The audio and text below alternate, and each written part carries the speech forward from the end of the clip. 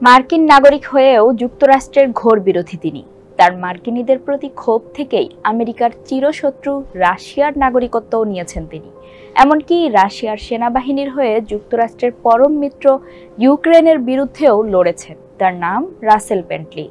যুদ্ধে মারা গিয়ে তিনি রাশিয়ার কাছে একজন বীর হিসেবেই এখন পরিচিত।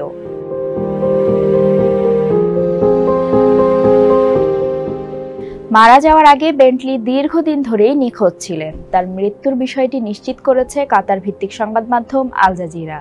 তারা জানিয়েছে অধিকৃত দোনেস্কে এক সংঘর্ষে বেন্টলি নিহত হন। তবে তার মৃত্যুর তারিখের বিষয়ে বিস্তারিত কিছু জানায়নি আল জাজিরা।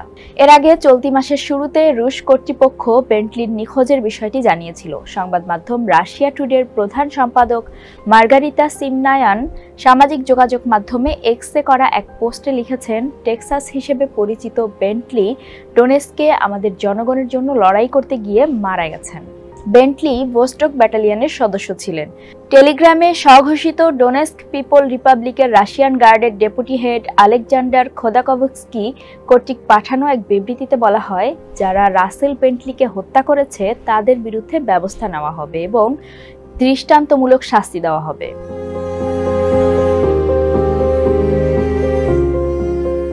বেন্টলি যুক্তরাষ্ট্রের টেক্সাসে একটি ধনী পরিবারে বেড়ে ওঠেন। তার পরিবার ছিল ধর্মভীরু এবং রক্ষণশীল। বেন্টলি ছিলেন স্বঘোষিত কমিউনিস্ট। তিনি 2014 সালে ইউক্রেনের পূর্ব দনবাস অঞ্চলে যুদ্ধ করতে রাশিয়ান বাহিনীর সাথে যোগ দেন। 2014 সালের ডিসেম্বর থেকে বেন্টলি তার স্ত্রী লুডমিলার সাথে ডোনেস্কের পেট্রোভস্কিতে বসবাস করছিলেন। তার স্ত্রী পূর্ব ইউক্রেনীয় অঞ্চলের স্থানীয় বাসিন্দা। বেন্টলি 2021 সালে রাশিয়ান নাগরিকত্ব পেয়েছিলেন বলে জানা গেছে এবং গত বছর ক্রেমলিনপন্থী রাশিয়ান সংবাদ সংস্থা স্পুতনিকের সাথে সংবাদদাতা হিসেবে কাজ শুরু করেন। বেন্টলি নিজেকে একজন কবি হিসেবে পরিচয় দিতেন এবং বলতেন, মার্কিন যুক্তরাষ্ট্র আজ একদল মূল ফ্যাসিস্ট এবং অলিগারিক কোম্পানি, রাশিয়ার এবং সামগ্রিকভাবে মানবতার শত্রু।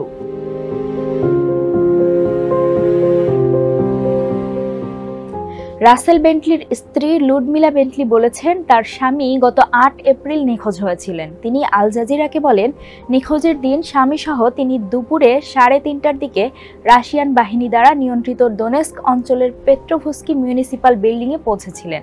সেখানে পৌঁছানোর পর তারা গোলাগুলিতে হতাহতের খবর শুনেছিলেন। এই খবর শুনে বেন্টলি আহতদের সাহায্য করতে বাইরে যান। তিনি তাকে ভবনের ভেতর থাকার অনুরোধ করলেও বেন্টলি তা শোনেননি। বিকেল 4:15 পর্যন্ত বেন্টলি ফিরে না আসায় তিনি বেশ উদ্বিগ্ন হন। প্রত্যক্ষদর্শীরা পরে তাকে জানিয়েছিলেন, একজন ব্যক্তি যিনি সাবলীলভাবে রাশিয়ান বলতে পারছিলেন না এবং তার কাছে পরিচয়পত্রও ছিল না, তাকে ইউক্রেন বাহিনী অপহরণ করেছিল। তখন তার চোখ বেঁধে দেওয়া হয়েছিল। লুডমিলা আরও বলেন, তাদের গাড়ির পাশে তার স্বামীর ফোন পড়েছিল এবং তার টুপি ও চশমা ছিন্ন ভিন্ন অবস্থায় পাওয়া গিয়েছিল।